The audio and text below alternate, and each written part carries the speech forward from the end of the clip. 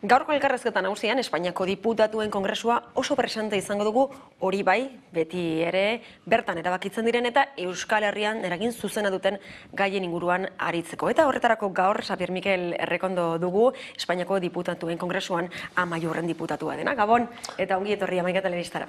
Gabon, plazer bada, tortzean, Bilbo aldea. Esan dugun bezala, Espainiako kontuak, baina beti ere Euskal Herrian eragin zuzena dutenak, ezta? Zentzu horretan, bakea hitz egingo dugu, autodeterminazio eskubidea hitz egingo dugu, plazaratu berri duzuen proposamen horren inguruan, eta krisia, noski krisiara hizpide izango dugu. Goazen beraz behar bada bakearen kontuarekin, ezta? Desarme agertu dagoela aipatu zuen Iñaki Oyarzabal PPko idazkari nagusiak. Zelan ikusten duzue? Bueno, nire ustez frivolizazio kontua dira, utxutxak. PPtikan, beste jatorri ezberdinetatik ere aipamenak egin dira eta gure ustez interesatua dira eta nahasmena sortze aldera. Izan ere, hemen argi dagoena da, alde batetikan konpromiso irmoa dagoela, urratsak emateko erabaki sendoa eta bestetik argi dagoena da, eta nagusiki ardurarik gehiena daukaten Espainiarren gobernutikan eta beren ordezkaritza politikoetatik, geldotasuna, blokeoa eta ukazioa baino ez dago. Eta iruditzen zaigu, une edo azken aldiotako komentario horiek nahasmena baino ez dutela bilatzen. Blokeoa, Espainia eta Frantziako gobernuen aldetik bakarrik dator, nori eskatu behar zaizkio pausoak? Bueno, pausoak gure ustez argi eta garbi guztiok gaude inplikatuak hemen. Gatazkaren konponbidea ez du soilik Espainiako gobernuak lortuko, herritarrok zer esan handia daukagu, eragileok ere bai, politikok, eragile sindikalak ere bai, eta noski bi gobernuek eta etak zuzenki ere bai. Eta guk argi daukagu Gernikako oinarrietatik eta batez ere Aieteko deklarazioari helduta bide orria zein den, eta bide orri horretan lehenik ondorioi uste dugu berehalakoan heldu behar zaiela, eta zentzu hortan enplazatuak argi eta garbi batetikan eta bera da, eta Frantziar eta Espainiar gobernuak. Pausoak eman beharra dagoela argi dago, alde batetik zein bestetik, eta horretan ia denak adoz, hori bai ordena da askotan eztabaida puntua, ezta? Une honetan zein tokatzen zaio pauso bat ematea. Etaren azken komunikatuaren berri izan genuen orain dela gutxi, eta horrek ere polemika piztu zuen, zelan baloratzen duzu etaren adierazpen hura? Bueno, argi dagoena da, urratsak eman egin behar direla, bidea asko dagoela egiteko, eta ez bagara ere inor bestei eta zenbateraino egin behar duen agintzeko edo esateko, bakoitzak egiten duena aurrera jotzea den heinean baloratu egin behar da. Eta gure ustez, Parisen etak egindako adierazpenak badu eduki garrantzitsu bat, izan ere aurrera pausotzat jotzen dugu egindako adierazpena errekonozitzen duelako bere erantzukizunaren alde hori, ez? Eta zentzu hortan, iruditzen zaigu Aieteko deklarazioan bakoitzak aurrera egin beharreko ekarpen hortan biktimekiko, ondorioekiko ekarpen garrantzitsua dela. Eta zentzu hortan, nahiz eta esan duten bezala, ez garen nor, esateko bestek zer egin behar duten, argi dagoena da, eta batez ere gobernuan egon diren alderdiek, eta politikan ibili diren gainontzeko alderdi eta eragileek zer esana badutela, eta zentzu hortan guztiok ekarpenak egin behar ditugu. Beti ari zaigu esaten, guri eta gainontzeko Euskal Abertzaleari, Euskal Abertzalearekin batera EH Bildu amai horren dauden gainontzeko alderdiei, eta berari ere, egindako urratsa ez dela nahikoa, baina esan beharra da, bakoitzak bere aldetik iruditzen zain urratsoiek behintzat egin behar dituela. Hor daude alderdi sozialista, alderdi jeltzaleari hor daude, hor dago alderdi popularra, beraiek ere berein erantzukizuna dituzte, eta beraz urratsak ematen ere ematea dagokie. Eta zentzu hortan, uste dugu denok aurrera egin behar dugula, benetan gatazkari konponbidea emango bazaio. Aipatzen duzu zuentzat aurrera pausoa izan dela komunikatu hori, alere badakizue kritik asko jaso izan dituela komunikatu horrek, askoren esanetan, alderdi askoren esanetan, biktimentzako kaltegarria delako eta mingarria delako. Izan ere, barkamena eskatzen dute, beti ere gatazka politikoarekin zerikusia ez duten biktimei barkamena eskatzen zaie, hortaz horrek sortu du batez ere polemika, adibidez alderdi popularraren aldetik, Eusko Jaurlaritzak ere refusatu egin zuen komunikatu hori, aipatzen barkamena eskatu behar zaiela biktima guztiei. Bueno, gu ari gara esaten eta alde guztietan, bai Gasteizko Parlamentuan, zein Nafarroan, zein Madrilen ere, biktimak guztiei, egia guztia, euneko euna, beharrezkoa dela, ezinbestekoa dela. Gertatzen da, urrats horretan, ibilbide horretan, bakoitzak egin behar dugun ekarpen horretan, urratsa horiek, banakakoak edo salto handikoak ere izatea ezinezkoa da. Eta argi eta garbi esan behar da, konponbidean, eman beharreko urratsetan, alderik delikatuena ere badela. Eta hor, sufrimendu asko dago, min asko dago, eta argi dagoena da, egia bera ere, argitzen doan einean, sufrimendu hori azalduko da, noski baietz, baina iruditzen zaigu ezinbestekoa izango dela, egia guztia maigeratuko baldin bada, urratsoiek ematea. Zuek eskatzen duzu, aldarrikatzen duzu, biktima guztien aitortza eta erreparazioa. Horrek eskatzen du barkamena alderdi politiko batzuk eskatzen duten bezala? Barkamena deno dakigu, azkenean konzeptu jatorri elizkoi batetik datorrela, eta terminoetan, zehaztasunetan ezartzea, eta gainera norbaitek beste bati ezartzea zein izan behar duen termino hori, iruditzen zaigu okerra dela. Nolabait aurrera egiteko urratsoietan oztopo baino ez dela.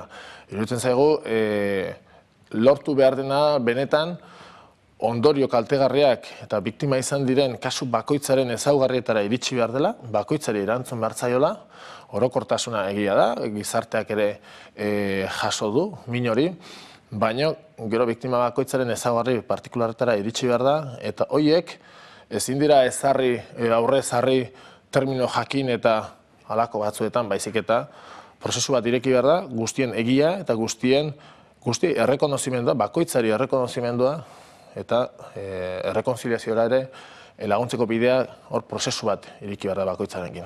Baikor, sari honen aurrean uste duzu Espainiako gobernua prest dagoela egoera hau gainditzeko eta benetan mahai batean jesartzeko etarekin hitz egiteko adibidez? Gaur artean ez du halakorik erakutsi.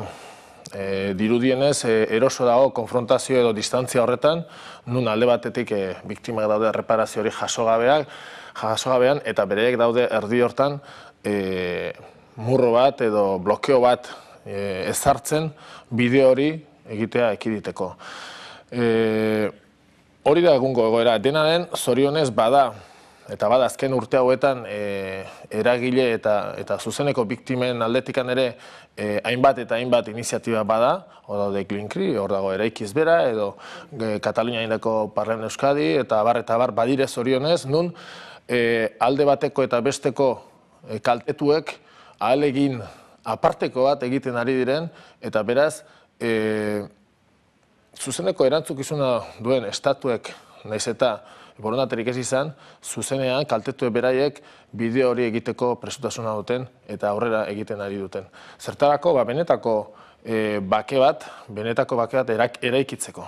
Eta gure ustez, aurrera egingo bada, ez da izango dirudienez Estatu Espainolak benetako borondate ireki bat duelako, baizik eta herritarrok eta eragileok nolabait aurrera egiten dugulako eta aurrera egiten dugun heinean behartua ikusten den unean etorreko da.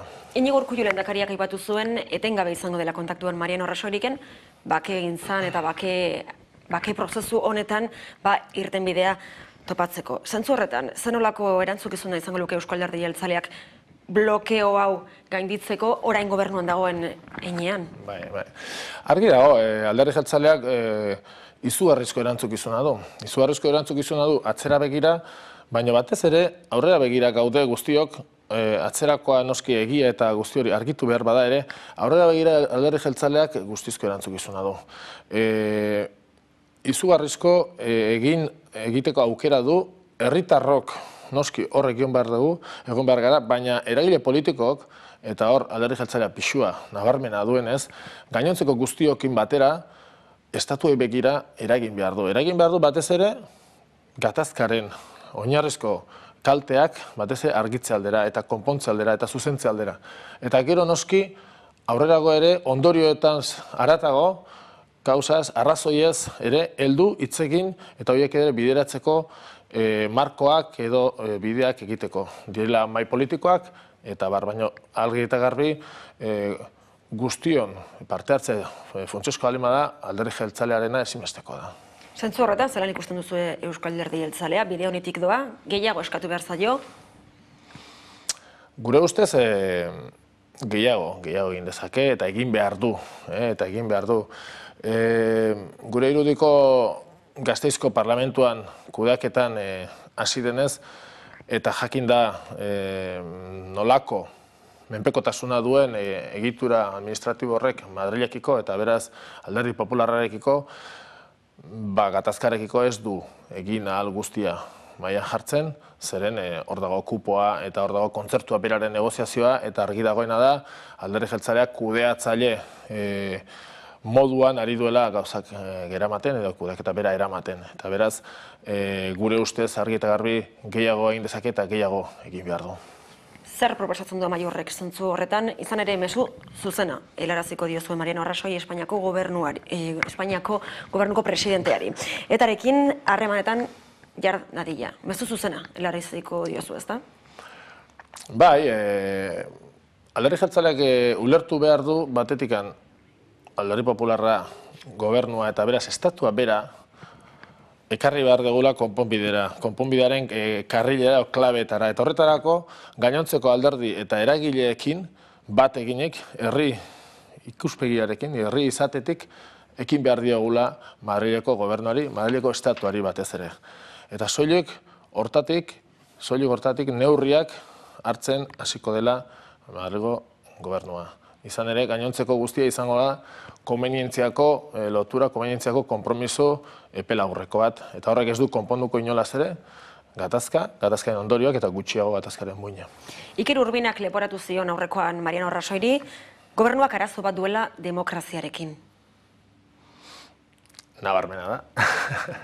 Ez dakit, defizit demokratikoa zehazki adierazi zion, izan ere, defizit ekonomiarekin lotutako hitza daukagu, borborka, defizita bera, baina defizit demokratikoa arpegiratu zionean, esan behar da, arpegia okertu egin zitzaiola presidenteari. Baina erantzun egin zuen, komentatuko dugu ere. Bai, erantzun egin zuen, noski baietz, baina argi eta garbi kokatu zion eztabaida Iker Urbinak Amaiurren izenean, defizit demokratiko hori ematen dela, ez soilik eredu sozioekonomikoaren planteamenduan, baizik eta baita ere lurraldearen planteamenduan, alegia krisi politikoaren eremuan. Eta hor, gatazka bikoitza dela, bata bestearekin lotura zuzena duela, eta gaina banaezina direla, eta beraz, kokatu zion hasierako kolpetik zeinan egoera.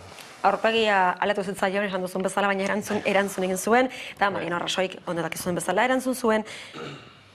Amaiurrek ez duela inongo autoritaterik hori esateko, eta bere hitzetan Amaiurrek badu demokrazia arazo bat, etaren disoluzio askatu arte, eta krimenak kondenatu arte izango duen arazo hori, bere esanetan. Beren diskurso betikoa da, badaramagu ia urte terdi Madrilen, eta jaso degun erantzuna ia esaldi bakarrean bildu daiteke, beti gauza bera esaten digute.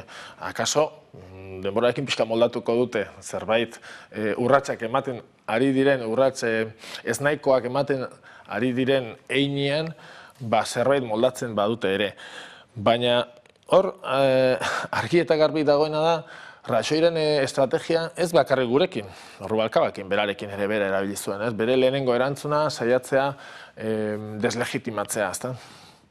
Rubalcabarekin nahiko erraza dauka, baina gure kasuan esatea ez gara lan nor ezer esateko, zeren eta guk ustez dagozkigun hainbat erabaki esan dituzunak ez ditugulako egin, nik uste dela betiko mezuan, eta iaia esango nuke, bera gobernatzen duten gobernanteek belarrira esaten diotena, esaiozu, ez da.